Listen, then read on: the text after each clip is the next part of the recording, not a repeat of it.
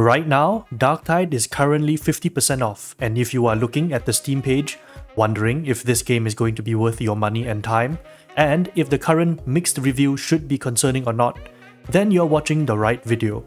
In this review, I will bring you through everything you need to know about Darktide as of the unlocked and loaded update, which is the latest one, to find out if this game is something that will be worth your time.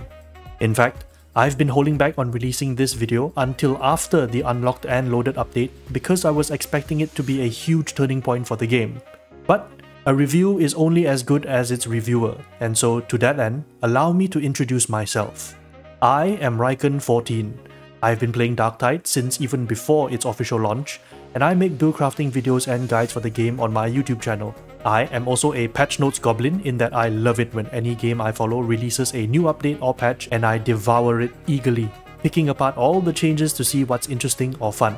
As of this video, I have about 1,370 hours in-game, so I've been around for some time. Not as much as others, but long enough to know the ins and outs of the game by heart. So, with introductions squared away, let's get into the meat of this review. This review will be broken down into the following flow. First, we'll take a look at what you can expect to get when you purchase and play Darktide. Then I'll highlight some of the key things this game does very well, and I'll also point out the shortcomings, flaws, and pain points the game and its player base still contends with to this day. Finally, I shall give you my verdict in the form of a score about how I currently feel about the game and whether or not you should get the game for yourself. So with that, let's get it on. Darktide is a 4-player co-op first-person hack-and-slash game with RPG elements set in the Warhammer40k universe. There is range combat in this game, but it is very much balanced around switching between melee and ranged weapons, leaning towards one or another depending on your class and chosen playstyle. Speaking of which, as of this review, there are currently 4 playable classes you can choose from. You may choose to be the standard issue guardsman of the Imperium as a veteran, specializing in ranged engagements and bringing strong firepower to the team. You may choose to be a zealot, rushing headfirst into melee combat with nothing but your faith to see you through as you smite the heretics in close quarters combat. You may choose to be a psyker, attuned to the powers of the warp, which allows you to burst heads and bring entire hordes to their knees with nothing more than your mental will. Finally, you may choose to be an Ogrin, a 10 feet tall wall of mostly muscle and not much brain, but with a big heart and even bigger biceps to wield heavy weapons of destruction. Also, you can throw rocks. Each class has access to its own talent tree where you can customize how you want to build your class for the playstyle you are most interested in. Or be like me and use the talent tree to create meme builds for fun, like my heavy weapons Ogrin. If you are a fan of Team Fortress 2 by the way, I highly recommend at least watching the first minute of that video, link in the description. While you can only play one class at a time, you have a total of 5 character slots, allowing you to create one of each class and experience them all over the course of your game time. If you create multiple classes, its progress is stored within itself, meaning leveling up one class does not level up another. You'll have to grind from the start if you want to build a new character. What is shared, however, are the common resources like dockets, auto ingots, plasteel, and diamantine. These are the resources that will be used for purchasing weapons and some cosmetics, as well as engaging in the crafting system. So, if you want to play one character and invest all your time in it, your other characters that you eventually create will benefit from having a stockpile of supplies ready. Moving on, the core selling point of Darktide is its combat system. It is a visceral experience that really encapsulates the brutality of the 40k universe. The feel of combat and the smoothness of switching between ranged and melee playstyles is second to none. I feel quite confident in saying that there is no game out there right now that does melee combat as well as Darktide does. And it has been a huge reason why so many people have chosen to stay with this game even after thousands and thousands of hours and through multiple content routes. There's just nowhere else you can get your fix of this kind of combat. After all, Fat Shark, the developer, has had both Vermintide and Vermintide 2 to learn and iterate upon their melee system to make it what it is today. This then leads up to a variety of ways in which you can bring death and destruction to your enemies in Darktide. As of this video, Darktide has 44 unique weapon families to choose from depending on your selected class. Within a single weapon family, there are also variants or different marks of weapons, giving us a total of 94 weapons to play around with. For example, the Zealot has access to one of Warhammer40k's iconic weapons, the Thunderhammer. Within the Thunderhammer family, there are 2 variants. One is designed for effectively bringing down single targets, while the other is built to fight groups of enemies. Both are thunder hammers, but are built differently to serve a different purpose and supports a different playstyle. With classes, weapons, and combat talked about, we've covered the core elements that make up Darktide. Although, as of this latest update, these systems are now in pretty good shape, they weren't always like this before. It took many updates and patches to get to where we are today. But do you know what has always been great from the very beginning? The art and music of this game. Go to the Darktide Reddit, Discord or Fatshark forum and everyone will tell you that the art direction and music score for this game is stellar. Although Fatshark as a game studio has many flaws, the one thing throughout their development of the Warhammer Fantasy and Warhammer40k games that has never failed is their ability to really capture the essence and feel of what it's like to be in that universe. If you like the art and setting of the recently released Space Marine 2, then you'll very likely enjoy what Darktide has to offer on this front. You'll explore that which is often forgotten, the living spaces and back alleys of where regular citizens of a hive city will live in. You'll traverse snowy void areas and travel through desert-like parts of the hive that have been exposed to the unforgiving elements. Explore and fight your way through the beating heart of what keeps a hive city going through its smelters and power stations. And you'll find yourself in sewers a lot. You'll see parts of the universe that you would otherwise never see in most other 40k games that tend to focus on Space Marines. Now, I've taken you through all the good things that I have to say about Darktide. Let's take a moment to recap, shall we? Darktide has one of the best melee combat systems ever made. Ranged combat isn't too shabby either and can hold its own. There are 4 playable classes available for you to pick from, and you have near total freedom to customize their weapons and skills as you see fit. Something I didn't mention earlier was that the latest update made it so that your grind and time investment in this game is much better respected with Deterministic Progress. If you put the time into grinding, you will eventually get exactly what you're looking for. No nonsense RNG slot machine crafting where you can easily waste hours and hours of grinding and millions and billions of resources to ultimately end up with nothing.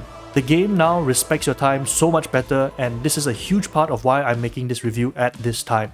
Finally, the art and music of this game is top tier and does a great job representing the universe you are playing in. The only complaint I have ever heard about is that people want more of it. They want to see more of the universe they are playing in, which is a good complaint to have, I suppose. Now, let's go over some of the not so good parts of this game. If you look at the reviews on Steam, a majority of it would be talking about the same handful of pain points. The first is that there is no solo or single player mode. If you are someone who can't play with people for any reason, technical or otherwise, then the fact that there is no solo mode will be a huge turnoff. Fatshark did say that they were going to implement a single player mode way back when the game launched, but if memory serves, they have decided that the need for single player has fallen down much lower on the priority list. Personally, I'm not bothered at all by not having a solo mode, and if you are on PC, there are mods that will allow you to play any map solo with or without bots. The only catch is that you receive no progress after playing. I don't know if Fatshark is ever going to implement a solo mode, and neither am I going to expect it to come anytime soon. That is how Fatshark do. On top of no solo mode, Darktide does a pretty terrible job at inducting new players.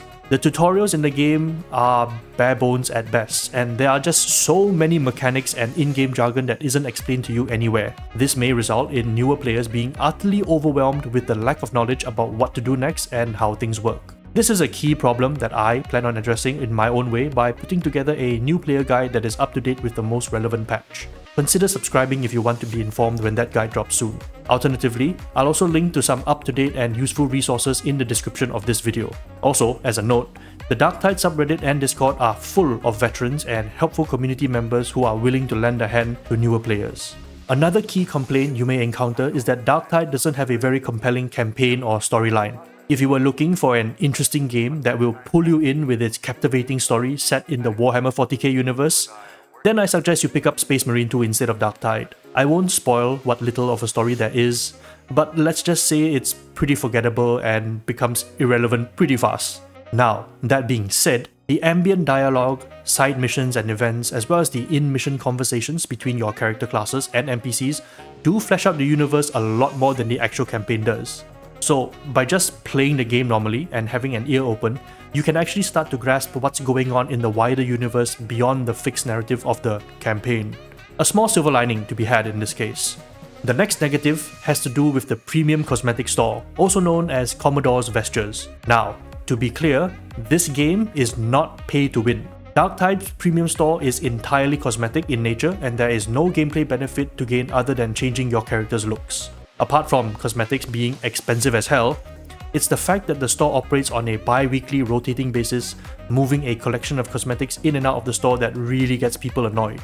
The rotational cosmetics are bad enough because they basically instill FOMO, but the worst part of it is that the rotation can bring back cosmetics that have been shown recently, thus causing you to waste time in waiting for something that you might have an interest in purchasing. While Fatshark claims that they do this so we aren't overwhelmed with choice, this is obviously a bullshit reason just to play on FOMO. I refuse to believe that there could be any other reason why this needs to be the case when in Vermintide 2, they had a fully stocked store on display at all times. Don't even get me started on the need for a premium currency to mask and convolute our value perception by obscuring true prices.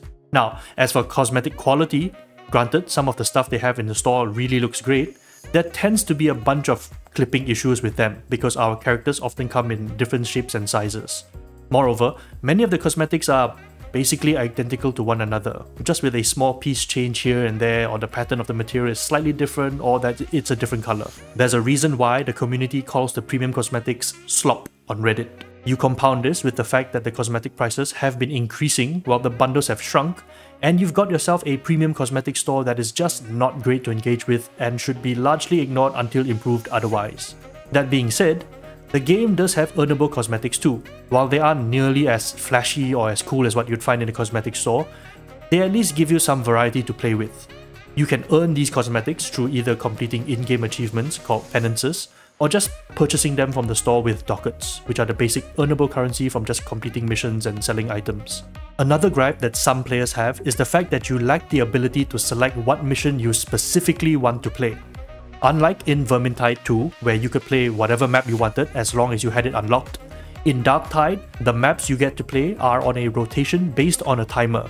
There are both positives and negatives about this system. On one hand, you are encouraged to play through all the different maps that the game has to offer, playing them under different modifiers and conditions to challenge and change up your gameplay. Sometimes you might like a modifier, sometimes you might not, but it is a challenge nonetheless. But on the other hand, you can end up in a situation where you don't get to play the maps you want, especially if you have an objective tied to a specific map. This can lead to situations where the current rotation of maps available is just not your cup of tea, and you don't like any of the maps on hand, which would mean your gaming session is kind of wasted for the next 15 to 30 minutes or until the next rotation happens. The frustration is completely understandable, but it doesn't bother me enough to make it into a big deal.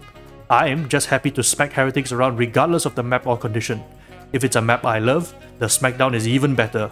Beyond these pain points, there are of course some more technical problems that involve networking issues and audio bugs.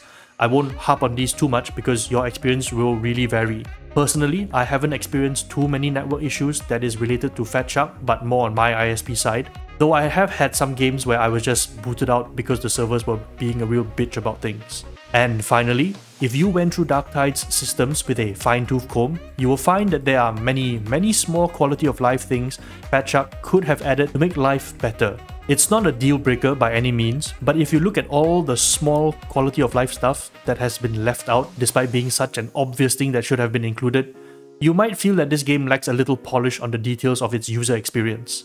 Which is ironic considering the amount of extreme detail that goes into making the map, music and combat aspects of the game. Many of these quality of life improvements, like seeing actual numbers in your HUD, can be installed via mods if you're on PC. Modding in this game is allowed as long as it doesn't disrupt the gaming experience for other players. If you are on console, unfortunately modding isn't going to be an option for you. But that being said, the core experience should still be similar on PC if only a little more inconvenient in some areas without mods. Well, that about sums up all the key negatives of Darktide as of this video. I think I covered the major pain points fairly, and hopefully that will give you an objective grasp on what is possible and what is a deal breaker for you. Of course, I did not go into extreme detail simply because we'd be here all night. You can browse the Fatshark forums or Reddit for more complaints. So, given the good and bad points I've laid out before you, is it going to be worth your money and time to get Darktide? Well, it depends. If you are the type of player who wants a game they can feel themselves grow in skill level and competence, where every shred of experience you earn will be put to use, Darktide is a game for you. If you are someone who loves the Warhammer40k universe, and have always wanted to play as a non-space marine to feel what it would be like to not be a 10 feet tall super soldier cladded in power armor, Darktide is a game for you. And if you loved playing Left 4 Dead 2 but wish it had more room for meaningful customization and a much better fleshed out melee system and set in the grimdark future of the 41st millennium, then Darktide is a game for you. Also, needless to say, Darktide is significantly more fun if you have friends to play and banter with. I have countless fun memories of us doing stupid things at the highest difficulties, as well as clutching games that should have failed through near impossible odds. The highs in this game are very addictive, especially when you witness yourself pulling off tricks and tactics that you couldn't do before. All in all, given Darktide's current state with the unlocked and loaded update, and all the positives and negatives considered, I would give Darktide an 8.5 out of 10. It is the kind of game people vent and complain about a lot because they know it's such a gem of a game and it's frustrating to see Fat Shark sometimes drop the ball for reasons unknown. It has been almost 2 years since Darktide's very shaky launch, and although there are still some broken promises that have yet to be made good on, weapon customization being the greatest promise broken, the game has come a long way from what it was. And God Emperor willing, I hope it only gets better from here on. There you have it. That was my review and assessment of Darktide in October 2024 as of the unlocked and loaded patch. I believe this review should cover what you are getting yourself into and what you can expect this game to provide you in terms of entertainment. You could absolutely get the game, try it out, and refund it if you don't like it, but I will say that the game gets more fun and really opens up once you've invested some time into learning about its mechanics and some simple build crafting. There are no shortage of comments from people picking up this game and they just can't think of anything else because they want to jump back into the game to start slicing up heretics. This was certainly the case for me and my friends when we played it for the first time at launch despite all the game's flaws. If you are watching this video and Darktide is not on sale, worry not, for Darktide goes on sale fairly often, even outside of your usual summer and winter sale windows. Although a sale would definitely sweeten the appeal of getting the game, I would still recommend this game even when it wasn't on sale. The amount of enjoyment and fun I've gotten out from it has far exceeded its costs tenfold. Thank you all for watching, and if you are new to this game, well, I hope I'll see you in my next video. Till the next one, Varlets.